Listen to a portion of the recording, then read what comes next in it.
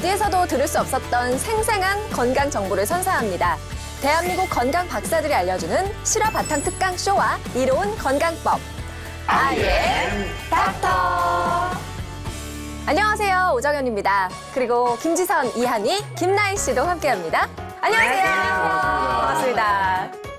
자, 아이엠 닥터 오늘의 주제, 생생한 실제 사례로 만나봅니다. 실화극장 어느 날 갑자기.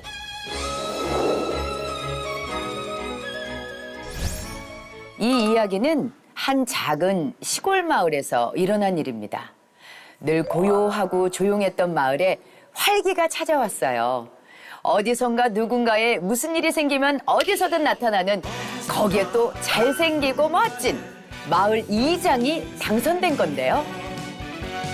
안녕하세요. 뭐 도와드릴 거 없습니까? 어디서든 불러만 주시면 제가 찾아가서 도와드리겠습니다.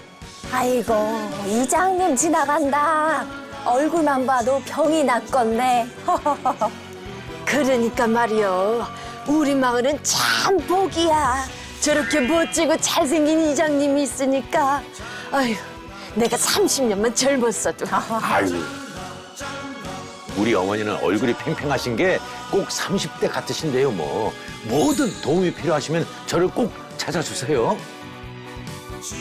평소에도 혼자 사는 어르신들 반찬도 나눠주고, 길 잃은 강아지를 데려다주는 등 든든한 우리의 홍반장. 모두가 믿고 따르는 이장이었는데요.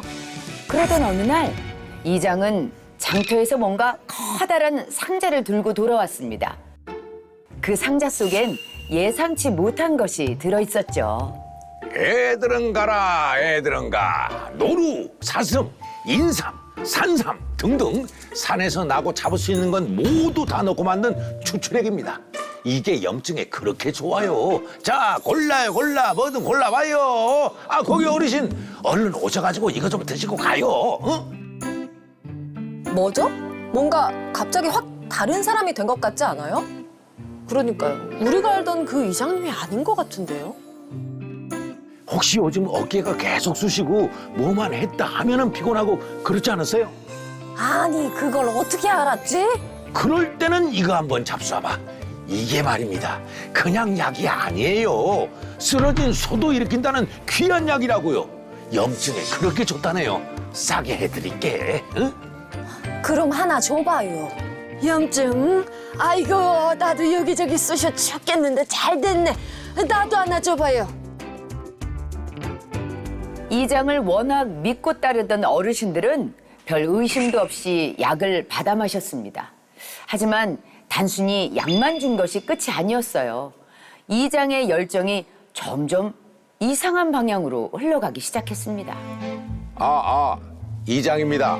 앞으로 제가 주선하는 단체 새벽 운동을 개최할까 합니다. 운동 시간은 매일 새벽 4시. 누구는 운동을 했네 안 했네 투정 부리지 마시고, 건강하시려면 생활 관리도 철저하게 해야 합니다.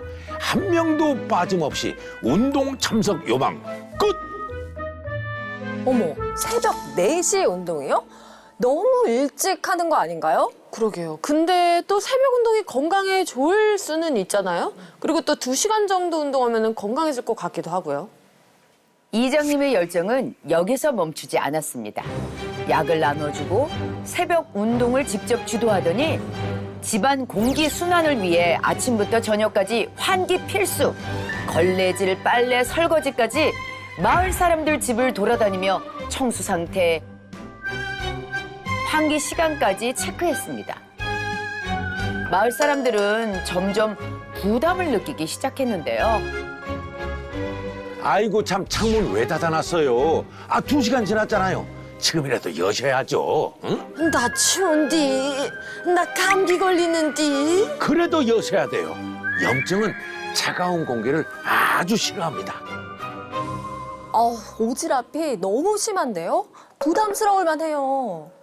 어르신들은 새벽 운동에 지쳐 있고 약 먹고 생활 관리하느라 진이 빠져 있었습니다. 하지만 문제는 이게 전부가 아니었어요.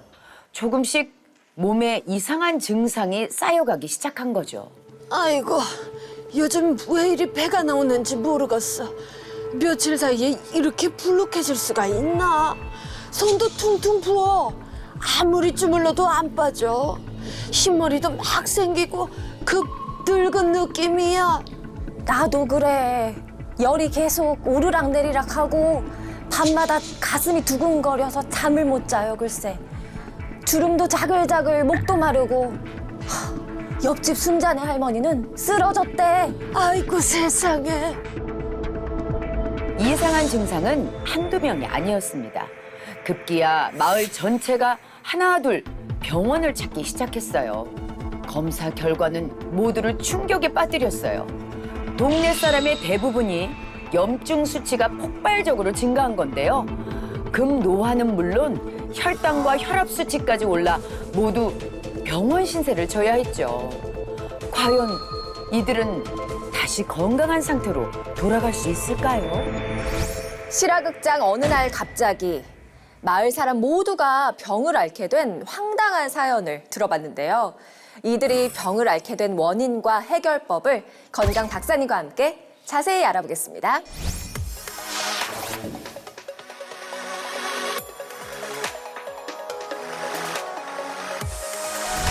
자, 귀한 강연 들려주실 건강 박사님 모셨습니다. 안녕하세요. 안녕하세요. 네, 인사 부탁드릴게요. 내부미대과 전문의 박순현입니다. 만나서 반갑습니다. 네, 반갑습니다.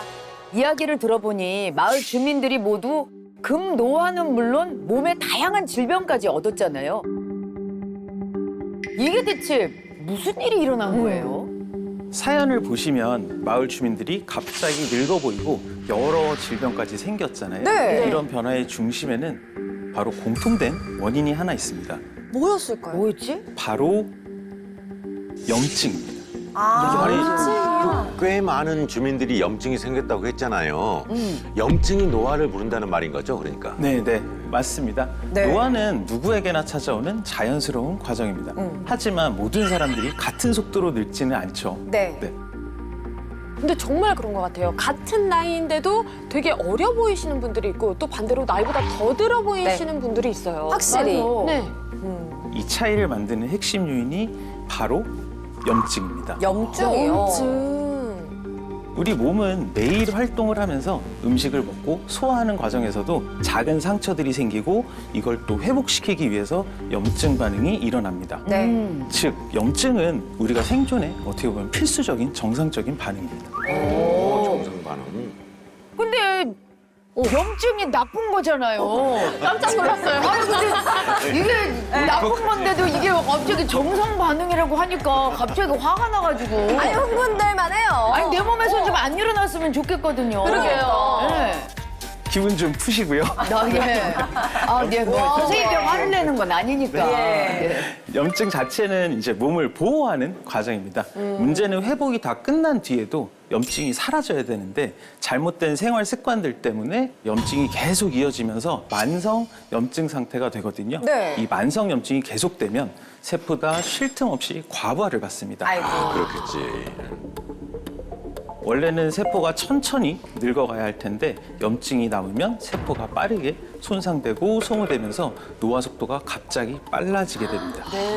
이것이 바로 급속 노화입니다. 결국 저속 노화냐 급속 노화를 결정하는 중요한 기준은 염증이라는 겁니다. 급속 노화 진짜 피하고 싶은데 진짜. 말만 들어도 이 염증에도 만성 염증이 있고 급성 염증이 있잖아요. 그러니까 만성 염증이 안 좋은 거라는 거죠. 네, 맞습니다. 예. 급성 염증은 사실 몸에 꼭 필요한 반응입니다. 그래요. 예를 들어서 손이 베었을 때 붓고 빨개지죠. 네. 그건 면역 세포가 상처 부위로 달려가서 세균을 잡고 손상된 조직을 복구하는 자연스러운 과정입니다. 네. 근데 며칠이 지나면 자연스럽게 가라앉는 좋은 염증이죠. 반대로 만성 염증은 원인이 사라졌는데도 불씨처럼 계속 남아있는 염증입니다. 그게 나쁜 거네. 그래서 우리 일상의 뭐 스트레스, 수면 부족, 자극적인 음식들, 높은 혈당, 과도한 피로 같은 생활 습관이 이어지면 염증이 꺼지질 않고 미세하게 타오르는 상태가 됩니다. 이게 그 문제인 거죠. 네. 그래서 하루에도 수십 번씩 이렇게 작은 상처와 복구를 우리 몸은 열심히 반복을 하고 있는데 네. 만성 염증이 남아 있으면 회복이 제대로 내지 못하고 손상이 누적되게 되겠죠. 이런 만성염증이 가장 위험한 형태로 변한 게 바로 혈액염증입니다. 혈액염증이요? 혈액? 그럼 혈액염증이 지금 위험하다고 말씀을 네. 하신 거잖아요. 왜 그런 거예요? 이 혈액염증은 일단 눈에 보이지도 않고 통증도 없고 이렇기 때문에 본인이 느끼질 못하는 점이 어떻게 보면 가장 무섭습니다. 아, 그렇구나. 피가 아프고 이런 건 모르잖아요. 네, 그렇지. 느껴본 적이 없어요. 눈으로 보일 것 피가 같잖아. 멍들었어. 이런 거 없지. 그쵸, 그쵸. 게다가 또 혈관은 우리 몸 전체를 연결하는 통로잖아요. 네. 네. 그 통로 속에 염증이 생기게 되면 염증 물질들이 온몸을 돌아다니면서 혈관벽에 상처를 내게 되고요. 혈액을 끈적끈적하게 만들어 버립니다. 네. 세포는 산소와 영양분을 이제 혈액을 통해서 공급을 받아야 되는데 그렇게 못 받고 손상이 쌓이게 되는 상황이 되고요. 그래서 수많은 염증 중에서도 가장 조용하고 가장 흔하고 가장 빠르게 노화를 촉진시키는 염증이 바로 혈액염증이라고 말씀드릴 수 있습니다. 그래요? 혈액 염증은 근데 사실 너무 생소해가지고 이 어떤 게 혈액 염증이라는 건지 잘 이해가 안 가거든요. 저도요. 네, 이게 생소하실 텐데 그럼 직접 눈으로 보실 수 있게 준비한 영상을 좀 보여드려 보겠습니다. 네. 지금 보시면 정상 혈액은 부드럽게 물처럼 흐르죠. 네. 혈관벽을 따라 산소, 영양분을 잘 전달할 수 있는 건강한 상태입니다. 네. 그런데 반대로 혈액염증이 가득한 혈액은 어떨까요? 색깔도 더 짙고 흐름이 답답하죠. 아우, 이게 혈액이라고? 아니, 내 피가 저런다면 끔찍하지. 끔찍해요, 진짜. 여기 저 끝까지 어떻게 돌아다녀, 저렇게 그러니까요. 돼가지고. 그냥 보기만 해도 뭔가 혈관이 꽉 막힐 것 같아요. 곧. 그러니까. 특히 중요한 건 이런 끈적한 혈액이 대표적인 현상 중에 하나가 고혈당입니다. 고혈당. 고혈당이면은 이제 이게 당뇨라는 거죠? 네, 맞습니다. 네. 혈당이 높아지면 혈액 속의 당들이 단백질, 지방과 결합하면서 당 독소를 만들게 되고요. 이게 또 혈관을 자극하고 염증을 끊임없이 일으키게 됩니다. 그래서 당이 높아질수록 혈액은 점점 더 끈적끈적해지고 염증 혈액으로 변화할 수 있습니다. 선생님, 그러면 결국 고혈당은 곧 혈액염증이다. 뭐 이렇게 생각해도 되는 네, 겁니까? 정확한 지적이십니다. 이해가 되네요. 그렇구나. 이 염증이 또 많아지면 오히려 혈당을 더 올리게 됩니다. 어구, 악순환이다. 아니, 애들이 좀 가만히 좀 있지. 내 몸에서 일어나는데 무슨 적이 공격하는 줄 알고서 애들이 그러니까요. 갑자기 지금 반응하는 거 아니에요? 굳이 이게 왜 혈당을 올리는 거예요, 애들이 왜? 네. 이거를 좀 쉽게 말씀드리면 몸 입장에서는 이제 전쟁 준비를 하는 겁니다. 내 몸인데? 네. 싸우려면 에너지가 필요하지 않겠습니까? 그래서 간에서 당을 꺼내고 간에서 또 새로운 당을 더 만들어서 혈액에 당을 보충을 더 해줍니다. 또 만들어요. 그래서 혈액염증이 심할수록 네. 몸은 더더욱 위기 상황으로 오해를 하고 혈당을 계속 더 올리게 되고 인슐린 저항성을 유발하고 더 악화시키기까지 합니다. 그러다 보면 몸 전체가 급속도로 무너지는 악순환으로 연결될 수도 있습니다. 아니, 그러면 혈액에서 염증이 계속 돈다는 건 단순히 그냥 혈당만 올리는 문제가 아니라 몸 전체가 위험해지는 상황이라는 거잖아요. 이거 첩첩산중이네요, 진짜. 만성 염증이 특히 위험한 이유는 혈액을 따라 전신을 또 돌기 때문에 그 대표적인 거의 결과가 하나 또 고혈당과 아주 잘 같이 다니고 유명한 고혈압입니다. 고혈압. 아이고. 아니, 염증이 어떻게 고혈압을 만드는 거예요? 이거 전혀 연결이 안 되는 것 같은데. 혈관을 하나의 물길이라고 생각을 예. 해볼게요. 그래서 정상적인 혈관은 아주 부드럽고 탄력이 있어서 혈액이 잘 흘러다닐 수 있는 상태입니다. 네. 근데 만성 염증이 오래 이어지게 되면 끈적해진 혈액이 혈관벽을 계속 자극을 하고 아주 미세한 상처들이 반복해서 또 발생을 하기 시작합니다. 그럼 이 상처는 또 몸에서 그냥 두지 않고 면역세포들을 모아서 복구를 하려고 합니다. 그래서 이 치유되는 과정도 어떻게 보면 하나의 염증 반응인 건 거고요. 네. 그 틈을 치유하고 메우기 위해서 염증 세포들이 이제 또 더 모이게 됩니다. 그렇게 되면 혈액이 다니는 그 물길, 통로가 좁아지게 되겠죠. 그쵸. 네. 이렇게 딱딱하고 좁아진 혈관을 지나가려면 네. 혈액의 속도도 또 빨라지고요. 압력도 높게 됩니다.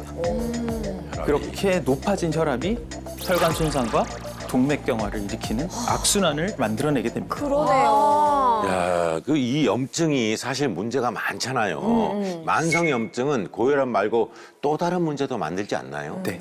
만성 염증이 오래 이어지게 되면 우리 몸에서 가장 무서운 질환 중 하나인 암의 환경까지 만들어집니다. 한계. 암세포는 염증을 먹고 자라나는 세포라고 표현할 정도이고요. 우리 몸에 염증이 오래 남으면 주변에 활성산소, 손상된 단백질 같은 세포 찌꺼기들이 계속 쌓이게 됩니다. 네. 이런 찌꺼기들은 이제 DNA를 공격을 하게 되고요. 손상을 반복하게 되는데 문제는 이 손상이 제대로 복구되지 않으면 변형된 세포가 생기기 쉽습니다. 그 세포들이 증식하게 되면은 결국 암세포로 자라날 수도 있게 됩니다. 아니 그럼 이렇게 만성염증이 전신질환까지 만든다면 뭔가 신호를 보내지 않을까요? 비상사태. 그쵸. 뭐 이게 삐용삐용 할 거 아니에요. 안 그래요, 선생님? 해야 돼요. 그래야 되지 않겠어? 네. 다만 문제는 염증은 초반에 신호를 거의 보내지 않는다는 건데요. 아, 왜요? 왜요? 특히 만성염증은 너무 미세한 강도로 오래 이어지기 때문에 본인이 전혀 느끼지 못한 채 조용하게 진행하게 됩니다. 그래요. 그래서 이 정도 피고는 뭐 원래 그럴 수 있겠지 하고 이제 지나치기도 되고요. 네. 하지만 염증이 어느 정도 쌓여서 결국 몸은 SOS 신호를 보내기 시작을 좀 하게 늦게 됩니다. 보내는군요. 이게 만성적이고 천천히 진행을 하다 보니까 예. 인지를 하지 못하고 진행이 되는 경우들이 많습니다. 그러니까 이제 심각해지면 몸에서 신호를 보낸다는 건데요. 근데 대체 어떤 신호가 있는 겁니까? 우선 첫 번째 를 말씀드리면 나도 모르는 사이에 점점 부풀어 오르는 뱃살? 뱃살입니다. 뱃살이요? 갑자기 뱃살이 가장 싫어하시는 이제 네. 약간 난데없는데요. 예. 왜요? 왜 뱃살이에요? 많이 먹어서 그런 거 아니에요? 여성분은 이제 가장 싫어하시는 뱃살인데 네. 만성 염증이 생기면 우리 몸은 스트레스 호르몬인 콜티솔을 계속 분비하게 됩니다. 이 콜티솔은 혈당도 올리고 체지방 중에서도 특히 복부 지방을 빠르게 쌓이게 하는 호르몬입니다. 네. 네. 그래서 식습관이 크게 달라지지 않는데도 갑자기 배만 툭 튀어나오고 허리둘레가 확 늘어나는 분들은 혹시 몸 안에 염증이 상당히 진행된 건 아닌지 한 번쯤 의심을 해보시는 게 좋습니다. 아, 그러고 보니까 어쩐지 아까 실화극장에서 마을 주민이 뱃살 생겼다고 했잖아요. 그래. 네. 아니, 저도 사실 걱정인 게 잘 안 빠져요. 아이 근데 맞아요. 이봐요. 아. 내 나이 네. 되면 이거는 옵션이야 기본으로. 그냥 발뒤꿈치랑 똑같은 아이고. 굳은 살. 젊으신 분들이 얘기하니까 들을만 하네요. 아 참. 정말 참 참. 속상하네. 그러면 또 다른 신호도 있나요? 뱃살 말고. 두 번째 말씀드릴 신호는 네. 물을 많이 찾게 되는 현상입니다. 이게 단순 갈증이 아니라 염증 때문에 이제 혈당이 흔들릴 때 나타날 수 있는 대표적인 증상이 될 수 그래요? 있고요. 네. 혈당이 과도하게 높여지면 소변으로 당이 빠져나가기 시작합니다. 그럼 당이 나가면서 물을 같이 끌고 나가기 때문에 이렇게 탈수가 유발이 되게 되고요. 네. 우리는 그렇게 이제 갈증을 또 느끼게 되는 겁니다. 그래서 이런 것은 혈액 염증과 혈당 이상이 동시에 있다는 강력한 신호일 수가 있겠고 이런 경우에는 당뇨병이 이미 많이 진행된 경우에 나타나는 경우들이 많습니다. 그렇군요. 네. 그리고 또 한 가지 증상은 실화 극장 중에 증상이 하나 있었거든요. 짐작 가시는 게 있으실까요? 아니 노인분들이 피곤하고 막 쓰러지시고 아 막 그래 그런 그 거. 저기 무슨 할머니 한 분 쓰러지시나요? 아니 뭐예요? 어지러움, 두통 이런 거 있었던 것 같아요. 바로 부종이었습니다. 그죠? 뱃살이다. 예, 붓는 맞아요. 거. 손도 묶고 뭐 네. 계속 그러셨다고. 아 부종이요. 자고 일어나면 손이 붓기도 하고 뻣뻣하기도 하고 반지가 잘 안 빠지고 그런 부종들을 흔히 호소하시는 경우들이 있는데요. 네. 이것도 단순한 부종이 아닐 수도 있기 때문에 그냥 넘기시는 거는 안 좋습니다. 네. 이런 붓기나 통증이 아니라 또 호흡곤란이나 이런 증상이 되면은 혈관염이나 심장질환도 감별이 꼭 필요하기 때문에 그래요. 그냥 넘기지 마시고 점검을 한번 해보시는 게 좋겠습니다. 네. 이 염증이 보내는 신호를 그냥 무시해서는 안 되겠네요, 확실히. 그쵸. 그런데 이 마을 분들이 이장님의 생활 관리 때문에 염증이 생겼다고 그러셨잖아요. 그게 왜 그런 걸까요? 그냥 단순하게 그 이상한 약 그것 때문이 아니었을까요? 이장님이 주신 거. 네, 물론 잘못된 약 복용도 아주 큰 문제 맞습니다. 네. 하지만 그 밖에 다른 문제들도 있었는데요. 그래서 지금부터는 실화극장에서 소개된 우리 일상 속의 생활 습관 중에서 염증을 부르는 문제점을 하나씩 설명드려 보겠습니다. 네. 뭐 여러 가지가 있었나요? 그러게. 어? 첫 번째가 바로 새벽 기상이었습니다. 아니. 그래요. 이장이 새벽마다 이제 종을 치면서 마을 사람들한테 네. 나와서 운동하자고. 4시의 기상. 근데 그거 좋은 거 아닌가요? 네, 이게 단순한 피곤한 수준이 아니라 염증을 폭발시키는 아주 강한 스트레스로도 될 수가 있기 때문인데요. 우리 몸은 자는 동안 세포를 복구하고 염증을 가라앉히는 시간을 갖는데 회복이 끝나지 않은 상태에서 억지로 깨어내면 몸은 또 순간적으로 지금 또 위기 상황이라고 판단을 할 수 있습니다. 그렇구나. 이렇게 되면 이제 면역 세포들을 과도하게 활성화시켜서 혈압, 혈당을 또 끌어올리고요. 만성 염증을 쌓는 지름길이 될 수가 있겠습니다. 네. 그리고 수면 부족도 위험할 수 있는데요. 잠을 충분히 못 자면 인슐린 감수성도 떨어져서 평소와 같은 식사를 하더라도 혈당이 더 높게 올라가게 됩니다. 그래서 하루만 잠이 부족해도 당뇨병 수준의 혈당 변화가 나타날 수 있으니까요. 수면도 굉장히 중요한 문제예요. 하루라도요? 하루라도? 그냥 피곤한 정도가 아니네요. 염증을 만들어낼 수 있다는 거잖아요. 네, 맞습니다. 그리고 또 한 가지도 의외이실 수 있는데 계속해서 창문을 열어둔 환기입니다. 환기. 중요하지 않나요? 환기는 자주 시켜줘야 되는 거 네. 아닙니까? 좋은 거 아닌가? 환기는 건강에 있어서 도움이 되지만 하루 종일 문을 열어서 차갑고 건조한 공기를 계속 들이면 몸에는 또 다른 스트레스로 작용을 하게 됩니다. 환기가 스트레스가 된다? 나는 좋은 건 줄 알고 겨울에도 잘 열어놨거든요. 환기는 기본적으로 실내 공기를 순환시키고 네. 미세먼지나 오염물질을 줄여주는 좋은 습관은 맞으십니다. 맞네. 네. 그런데 하루 종일 문을 열어두면 찬 공기, 건조한 공기가 계속 몸 안에 들어오면서 우리 몸의 점막과 혈관을 자극하게 되거든요. 네. 이 과정에서 미세한 염증들이 또 반복해서 발생을 할 수가 있습니다. 또 건조한 공기가 계속 들어오게 되면 호흡기 점막을 말리게 되고 또 여기에 면역세포들이 과하게 반응하게 만드는 상황을 유발할 수도 있습니다. 네. 거기에 특히 이제 어르신들은 점막과 혈관 탄력이 젊은 분들보다 상대적으로 약하겠죠. 그렇죠. 그래서 그런 약한 상태에서 이런 자극들이 반복이 되게 되면 네. 다른 만성염증으로 이어질 가능성이 높습니다. 그렇군요. 즉 환기는 필수지만 하루 종일 열어두는 과한 환기는 몸에 좋기는커녕 오히려 염증을 늘리는 환경이 되는 겁니다. 네. 그럼 이제 정리를 해보자면은 결국 이 마을 주민들이 건강을 회복하려면은 이 염증부터 잡아야 된다는 얘기신데 네. 그 염증을 낮추는 방법이 있나요? 물론 있습니다. 있어요. 바로 호르몬 관리입니다. 호르몬 관리. 호르몬 관리. 예. 그 중에서 가장 쉬우면서 효과가 큰 방법 중에 하나가 바로 네. 걷기입니다. 걷기요? 그냥 걷기만 해도 호르몬 관리가 된다고요? 네. 걷기는 가장 간단하면서도 강력한 호르몬 조절 스위치가 될 수 있고요. 그거네. 짧게라도 걸으면 네. 과도하게 활성화되어 있던 교감신경들이 진정이 되면서 코티솔 분비가 안정적으로 내려갈 수 있습니다. 그리고 또 햇빛을 받으면서 걷기 시작하면 뇌에서는 세로토닌이 분비가 되게 되고요. 네. 세로토닌은 염증성 호르몬을 억제시켜주고 또 기분, 식욕, 수면까지 조절해주거든요. 그리고 또 염증을 가라앉히기 위해서 중요한 게 항염증 식단을 드시는 겁니다. 식단 중요하죠. 많은 분들이 이제 염증을 줄이려면 염증을 유발하는 음식들만 안 먹으면 되는 거 아닌가라고 생각들을 하시는데 사실 더 중요한 거는 항염 음식을 얼마나 잘 채워주느냐입니다. 그래서 항염 식품들은 네. 산화 스트레스를 낮추고 혈액을 맑게 만드는 항산화 성분이 풍부하거든요.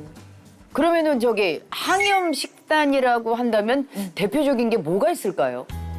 가장 각광받는 식당은 바로 지중해식 식단입니다. 지중해식. 좋죠. 예. 전 세계적으로 심혈관 질환, 대사증후군, 만성 염증을 예방하는 가장 효과적인 식단 중에 하나이겠고요. 네. 지중해식 식단의 핵심은 건강한 지방과 저가공 천연식품을 중심으로 먹는 겁니다. 네. 예를 들어서 올리브오일로 살짝 볶은 채소라든지 견과류, 요거트, 통곡밀, 오트밀 같은 것들이 대표적입니다. 네. 이런 음식들은 혈액을 맑게 해주고 염증을 가라앉히는데 아주 좋은 조합이 되겠고요.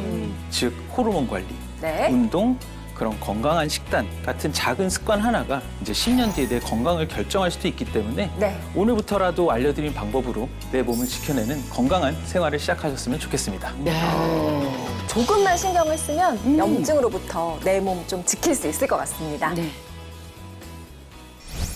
금노화는 물론 몸의 다양한 질병까지 얻었잖아요. 염증이 노화를 부른다는 말인 거죠, 그러니까.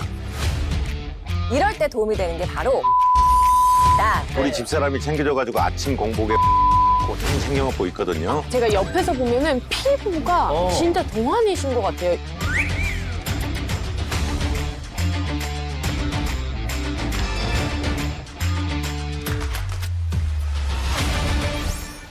급속 노화를 막고 만성 염증으로부터 벗어날 수 있는 또 다른 이로운 건강법에 대해 자세히 알아보죠. 내과 최준호 선생님, 한의학 박사 윤재필 선생님과 함께합니다. 안녕하세요. 반갑습니다. 네. 아까 일부 강연에서 급속 노화는 물론이고 암까지도 부를 수 있는 게 염증이라고 저희가 배웠거든요. 네. 염증 관리를 위해서는 항염 식단이 중요하다고 하던데 맞나요? 네, 맞습니다. 항염증 식품이란 말 그대로 몸속 염증과 싸우는 힘을 가진 식품을 말합니다. 그중 대표적인 것이 바로 파이토케미컬인데요. 파이토케미컬은 식물이 해충, 병원균, 활성산소 같은 외부의 공격으로부터 스스로를 보호하기 위해 만들어내는 성분입니다. 탄수화물, 단백질, 지방, 비타민, 미네랄 등에 이어서 요즘은 제7의 영양소로 주목을 받고 있습니다. 네. 그리고 이러한 파이토케미컬 가운데에서도 중요한 것이 있습니다. 바로 폴리페놀입니다.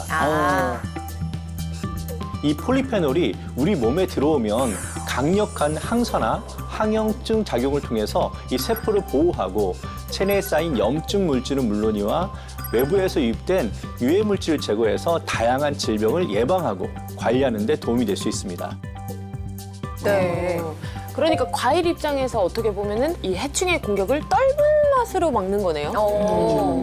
그리고 이게 또 우리 몸에 들어오면 염증도 같은 방식으로 막는 거고요. 그러네요. 네, 그래서 염증을 잘 다스리고 나아가 저속노화를 실천하기 위해서는 항염작용이 뛰어난 천연 식물성 영양소인 폴리페놀을 매일 꾸준히 섭취하는 것이 한 가지 좋은 방법이 될 수 있겠습니다. 아니 근데 뭐 아까 얘기 뭐 저기 과일이나 네. 뭐 채소에 많이 들어있다니까 네. 그런 걸로 챙겨 먹어야 되나? 얼마를 먹어야 되나 또 많이 먹어야 되는 건 아닌가 걱정도 되고. 네, 뭐 맞아요. 어떻게 그렇지. 얼마나 챙겨 먹어야 할지 고민이 되실 텐데요. 네. 제가 조금 해결해 드리겠습니다. 네? 이 건강을 위해 매일 꾸준히 실천을 하려면 당연히 뭐 구하기도 쉽고 먹는 방법도 좀 간편해야겠죠. 네. 이럴 때 도움이 되는 게 바로 항염증 식품으로 널리 알려진 올리브 오일입니다. 올리브 오일이야 우리 잘 알잖아요. 그쵸. 원래 그 동안 배우로 유명한 분들, 네. 요분들이 다들 올리브 오일 챙겨 드시고 계시더라고요. 맞아요. 네. 저도 먹고 있어요. 동안 배우. 저도 좀 약간 쑥스러운 부분이 있긴 한데 네, 네. 우리 집사람이 챙겨줘가지고 아침 공복에 올리브오일을 꾸준히 챙겨 먹고 있거든요. 그러세요? 제 나이가 60대 중반인데도 뭐 비교적 뭐 좀 젊어 보이지 않습니까, 여러분? 맞아요, 맞아요. 근데 네, 맞아요. 진짜 그래요. 제가 옆에서 보면은 피부가 진짜 동안이신 것 같아요. 네. 이게 아, 맞아요. 저속노화가 진짜 맞는 것 같아요. 올리브 오일이 어떤 성분 때문에 이렇게 저속노화에 도움을 줄 수 있는지 그게 저는 너무 궁금합니다. 자, 올리브 오일은요, 이 세계적으로 주목받고 있는 저속노화 식단의 핵심으로 손꼽히고 있습니다. 여기서 저속노화 식단이란 노화를 촉진하는 음식은 줄이는 대신 세포 산화를 방지하고 염증을 완화하는 식품을 섭취해서 노화를 억제하는 식단을 말하는데요. 네. 이 저속노화 식단은 특히 건강한 지방 섭취를 중요하게 여기는데 이때 추천되는 것이 바로 올리브 오일입니다. 올리브 오일은 올리브 나무 열매에서 짜낸 식물성 기름인데요. 강력한 항산화, 항염증 작용을 하는 각종 폴리페놀은 물론 건강에 도움을 주는 불포화 지방산, 비타민 E 등이 풍부해서 천연 항염제라고도 불리는데요. 실제로 건강한 성인이 하루 25ml의 올리브 오일을 꾸준히 섭취하면 몸속 염증 인자를 줄이고 DNA 손상을 막아서 암 예방에 도움을 준다는 연구 결과가 있습니다. 또 이미 유럽 식품안정청에서는 올리브 오일의 건강 기능성 표시를 공식적으로 인정하고 있습니다. 그렇군요. 야, 올리브 오일이 몸에 좋다는 건 알고 있었지만은 천연은 항염제 역할을 할 줄은 몰랐습니다. 이미 유럽에서도 그 기능성을 인정받았다니까 더 안심이 되는데요. 그러니까요. 저도 그래서 공복에 이 올리브 오일을 챙겨 먹는 습관을 들이려고 노력 중인데 그렇게 챙겨 먹는 날은 확실히 느끼기에 속이 편하고 활기가 생기는 것 같더라고요. 좀 덜 피로하고. 아니 근데 올리브 오일을 공복에 먹으려면 신선도도 중요할 것 같은데. 그쵸. 그래서 요새 보니까 예전에는 이렇게 병으로 나왔는데 요새는 낱개로 포장된 올리브 오일을 챙겨 먹기도 하더라고요. 네. 이렇게 짜서 끝까지 먹을 수 있고. 한 방울도 남김없이. 네. 예. 네, 맞습니다. 그래서 올리브 오일을 공복에 드신다면 무엇보다 신선도가 중요합니다. 네. 그래서 반드시 확인해 봐야 할 것이 바로 올리브 오일의 품질인데요. 네. 등급에 따라서 포마스, 퓨어, 버진, 그리고 엑스트라 버진으로 나뉘고요. 이 중에서 가장 높은 등급이 엑스트라 버진입니다. 이러한 등급 차이는 바로 추출 횟수에서 생깁니다. 최초의 추출 과정에서는 오일이 깨끗하고 영양이 풍부하지만 2번, 3번 추출하게 되면 찌꺼기와 불순물이 섞여서 품질이 떨어지게 되는데요. 그래서 정제 과정이 필요한데 이때 영양소들이 파괴돼서 품질이 떨어집니다. 반면 최초로 한 번만 압착하고 정제하지 않은 것이 엑스트라 버진 올리브 오일인데요. 풍미가 뛰어나고 영양소도 그대로 살아있다고 볼 수 있습니다. 네. 네, 그렇지 않아도 제가 유기농 엑스트라 버진 올리브 오일을 꾸준히 챙겨 먹고 있어요. 네네. 확실히 다른 품질이랑 맛이 다르더라고요. 예, 그리고 고급스러운 쌉싸름한 맛이 나요. 그 좋은 올리브 오일은 그 쌉싸름한 맛이 난다는데 그게 왜 그러는 거예요? 올리브 오일을 생으로 섭취하면 특유의 쌉쌀한 맛을 느낄 수 네. 있는데요. 이 맛은 폴리페놀과 올레오칸탈이라는 천연 성분에서 나옵니다. 함량이 높을수록 그 특유의 쌉쌀한 맛이 강하게 느껴져요. 올레오칸탈은 올리브에서만 발견되는 독특한 성분으로 고품질의 올리브 오일에만 찾아볼 수 있습니다. 이 성분은 강력한 항산화 성분이자 염증을 줄이는 항염 성분으로 우리 몸의 염증을 줄이는 데 도움을 줄 수 있는 것으로 알려져 있습니다. 그러니까 올리브 오일 속의 그 폴리페놀하고 올레오칸탈이 우리 몸속의 염증, 곳곳의 염증을 잡아주는 핵심 성분이었네요. 아니, 그러면은 아까 강연에서 염증을 방치하면은 콜레스테롤이 혈관에 붙으면서 혈관벽을 좁게 만들고 결국 혈관 건강을 망가뜨린다고 배웠는데 이럴 때도 좀 도움을 줄 수 있나요? 네, 관련된 연구가 있는데요. 이 복부 비만 환자를 대상으로 12주간 엑스트라 버진 올리브 오일을 섭취하게 한 결과 나쁜 콜레스테롤인 LDL 수치가 감소한 것으로 나타났습니다.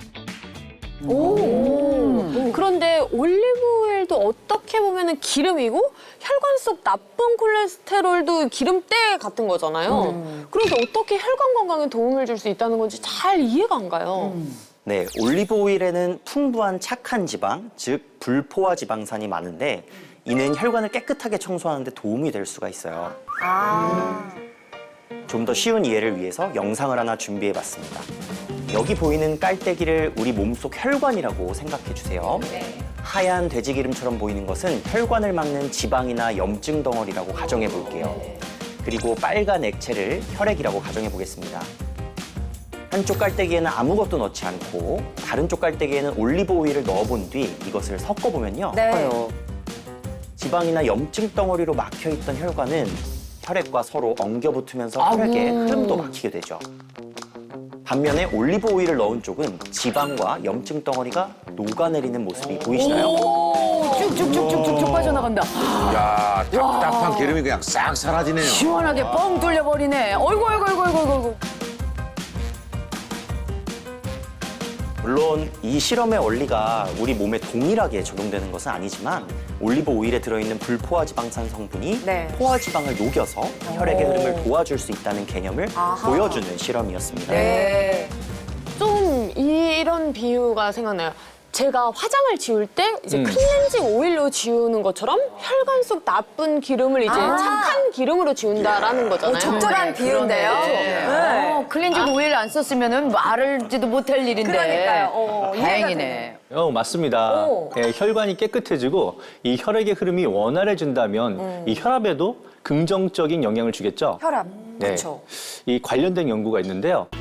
고혈압이 있는 젊은 여성을 대상으로 이 폴리페놀 함량이 높은 올리브 오일을 2개월 동안 섭취시킨 결과 수축기 혈압은 평균 7.91, 이완기 혈압은 평균 6.65 감소했다는 연구 결과가 있습니다. 그리고 또 다른 연구에서도 55세에서 80세의 남녀 7,216명을 대상으로 추적 관찰한 결과 올리브 오일 섭취가 가장 많은 그룹의 경우 심혈관 질환 위험이 약 35% 감소했고 그중에서도 엑스트라 버진 올리브 오일 섭취군은 약 39% 감소한 것으로 나타나기도 했습니다. 혈관을 청소를 해서 깨끗해지니까 심혈관 건강까지 도움을 줄 수 있다. 이런 얘기인 것 같은데요. 네. 네, 그리고 혈당 관리가 필요한 분들에게도 도움이 될 수 있습니다. 식전이나 식사 때 유기농 엑스트라 버진 올리브 오일을 함께 섭취하시면 혈당이 급격하게 오르는 것을 방지하는 데 도움이 될 수 있거든요. 네. 그래서 쌀을 씻은 후에 물과 함께 올리브 오일 소량을 첨가해서 밥을 지으면 고소한 풍미가 또 더해지고 밥알이 윤기 있게 지어질 뿐만 아니라 꿀팁이네요. 혈당 조절에도 도움이 될 수 있습니다. 네, 올리브 오일에 함유된 불포화 지방산이 탄수화물의 소화와 흡수를 천천히 진행되도록 돕고 혈당 급상승을 방지해서 인슐린 분비를 안정적으로 조절하기 때문입니다. 그렇군요. 실제로 당뇨 환자가 혈당 지수가 높은 음식을 먹을 때 이 엑스트라 버진 올리브 오일 37g을 함께 먹게 했더니 이 버터나 다른 저지방 식품을 함께 섭취한 대중과 비교해서 식후 혈당이 약 50% 감소했다는 연구 결과도 있습니다. 그래요? 우리 집사람이 유기농 엑스트라 버진 올리브 오일을 넣어서 밥을 해준 적이 있거든요. 역시. 밥알이 그냥 반짝반짝 빛나면서 고소한 감칠맛이 최고입니다. 혈당 조절까지 된다니까 금상첨화가 따로 없네요. 그러네. 어휴, 결혼 잘하셨다. 네, 많이 듣습니다. 거기다가 이제 또 고혈압이나 심혈관 건강까지 챙길 수 있으니까 진짜 혈관 건강에 엄청 도움될 것 같아요. 혈관 건강뿐 아니라 네. 올리브 오일은요 체중 관리에도 도움을 줄 수 있습니다. 그래요? 어머? 네. 올리브 오일에 풍부한 불포화 지방산이 대사를 촉진하고 이 체지방 축적을 억제하는 데 도움을 줄 수 있거든요. 네. 또 지방산은요 이 소화 시간이 길어서 포만감이 오래 갑니다. 그래서 과식이나 간식 섭취를 줄이는 데도 도움이 될 수가 있습니다. 그렇군요. 네, 실제 연구에서 과체중의 성인 여성 41명에게 9주간 25ml의 엑스트라 버진 올리브 오일이 함유된 아침 식사를 제공한 결과 엑스트라 버진 올리브 오일 섭취군은 대조군에 비해서 지방 감소율이 약 80% 높은 것을 확인할 수 있었습니다. 10%면 뭐 상당한데요? 그러니까 같은 음식이라도 올리브 오일을 넣고 안 넣고의 차이가 그렇게나 있다고 하니까 포만감도 또 오래 간다니까 먹는 양이 줄어들 수밖에 없겠어요. 그러니까요. 네. 요요 걱정도 없겠는데요? 근데 이제 저는 요 지점에서 좀 한 가지 걱정되는 점이 왜요? 있는데요. 염증을 방치하면 빠르게 늙는 것뿐만 아니라 암이라는 무시무시한 질병으로 발전할 수 있다고 말씀들 많이 하시잖아요. 혹시 이게 암 예방에 또 도움을 줄 수 있습니까? 너무 욕심내시는 거 아니에요? 그러니까 이거 이제- 궁금해요, 저도. 네. 자, 도움을 줄 수가 있습니다. 그래요? 자, 올리브 오일 속의 올레오칸타 성분은요. 네. 염증이 장기화됐을 때 발생할 수 있는 암 예방 관리에도 도움을 줄 수가 있는데요. 이 실제 연구에서 시험관 속의 암세포를 올레오칸탈에 노출시킨 결과 단 30분 만에 암세포가 급속히 소멸된 것으로 나타났습니다. 우와. 아니 하루도 아니고 1시간도 아니고 30분 만에 전부 다 소멸이 된 게 너무 신기한데 이게 올리브 오일이 암 예방 관리에 그럼 도움을 충분히 줄 수 있다라는 말씀이신 거잖아요. 네, 맞습니다. 실제로 올리브 오일은 유방암, 위암, 기관 식도암, 요로암 등 여러 암의 발생 위험을 약 31% 낮춰주는 것으로 보고되고 있는데요. 올리브 오일 섭취량과 암 위험도의 관계성을 분석한 결과 올리브 오일을 하루 50g 이상 섭취한 사람들은 하루 30g 미만 섭취한 사람들에 비해 위장관 암으로 인한 사망률이 약 60%가 낮았고 엑스트라 버진 올리브 오일을 매일 50g 섭취하면 다른 암으로 인한 사망 위험도 약 50% 낮아졌다는 연구 결과도 있습니다. 되게 걱정이 좀 줄어들었나요? 예, 여태껏 엄한 것만 먹고 있지 않았냐 이런 생각도 좀 듭니다. 자, 여기서 끝이 아닙니다. 네. 그리고 이 엑스트라 버진 올리브 오일은요. 네. 불포화 지방과 폴리페놀 함량이 높아서 암 예방 관리뿐 아니라 이 뇌 건강에도 도움을 줄 수가 있는데요. 실제로 지중해 식단을 더 많이 준수할수록 치매 발병 위험은 11% 감소한다고 알려져 있는데요. 그중에서도 알츠하이머병 치매 발생 위험은 30% 감소했다는 연구 결과가 있습니다. 이때 주요 지방 공급원으로 꼽는 것이 바로 올리브 오일이거든요.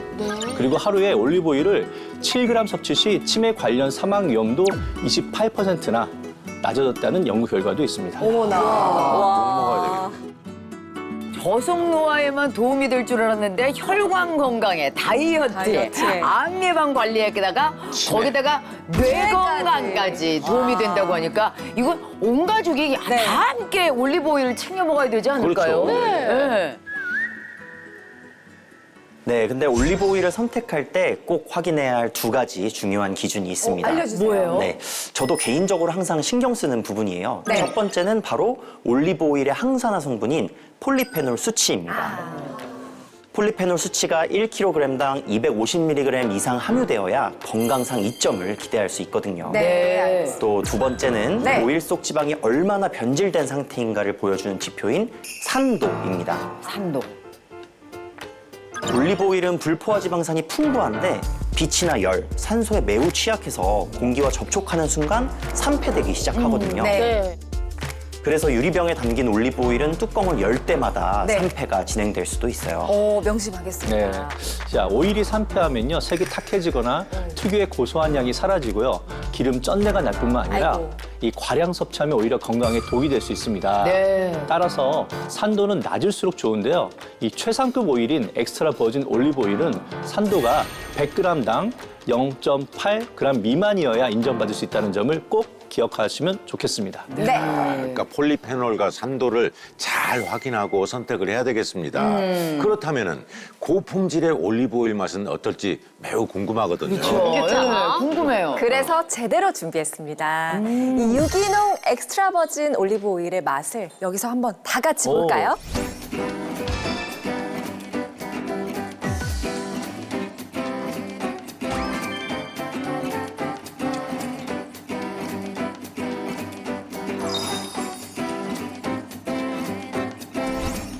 와.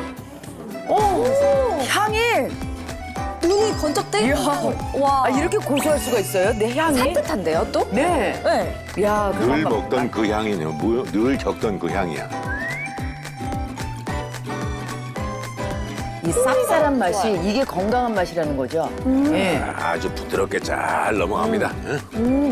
매콤 할랑말랑 하는데 매콤하진 않고. 그냥 쌉쌀해가 진짜 네, 딱 맞아요, 정답일 것 맞아요. 같은데. 네, 너무 좋다. 근데 이 쌉쌀한 맛이 폴리페놀 같은 좋은 영양소가 내는 거라고 말씀하신 거죠? 네, 맞습니다. 올리브는 스페인, 그리스, 이탈리아 같은 지중해 연안에서 재배되고 있습니다. 그중에서도 스페인은 올리브 생산량이 가장 많고 그리스는 올리브 소비량이 가장 많은 나라예요. 또 유럽에는 카타도르라고 해서 네. 올리브 오일의 맛과 향, 풍미를 감별하는 전문 감별사가 있을 정도입니다. 자, 우리나라에서도요, 올리브 오일을 꾸준히 섭취하는 사람들은 맛을 중요하게 생각하시거든요. 맞아요. 네. 고품질의 유기농 엑스트라 버진 올리브 오일은요, 느끼함이 없고 목 넘김이 부드러우면서 산뜻하고 이 고소한 깊은 풍미를 느낄 수 있습니다. 네. 무엇보다 이 생으로 먹었을 때 이 쌉쌀한 맛이 특징인데요, 바로 폴리페놀이 풍부하기 때문입니다. 올리브 오일의 쌉쌀한 맛은 항산화 성분인 폴리페놀과 더불어서 항염증, 항암 작용을 하는 올레오칸탈이 내는 고유한 맛으로 그 함량이 높을수록 쌉쌀한 맛이 강하다는 특징이 있습니다. 고품질의 엑스트라 버진 올리브 오일일수록 좀 쌉싸름한 맛이 특징이라는 말씀 꼭 네. 기억을 해야겠습니다. 그렇다면 유기농 엑스트라 버진 올리브 오일을 섭취할 때 우리가 좀 주의해야 할 점이 있을까요?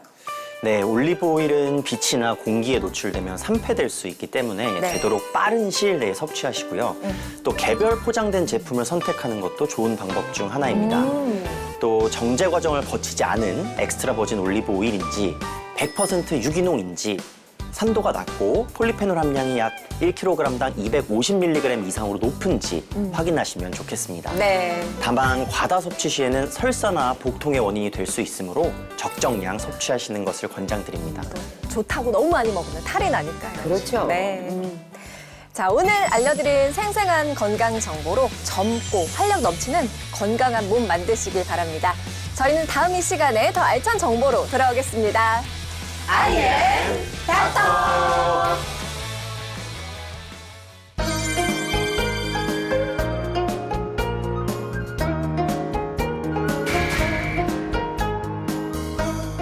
중년 여성은 20대, 30대 때와 전혀 다른 방식으로 다이어트를 꼭 해야 됩니다. 여성 호르몬이 급격하게 감소를 하면서 지방의 저장 패턴이 바뀌기 때문인데요. 가장 먼저 신경 써야 할 것이 바로 소화력입니다. 소화력이요? 소화력이요? 아니 소화력하고 다이어트가 무슨 상관이 있습니까? Next Channel A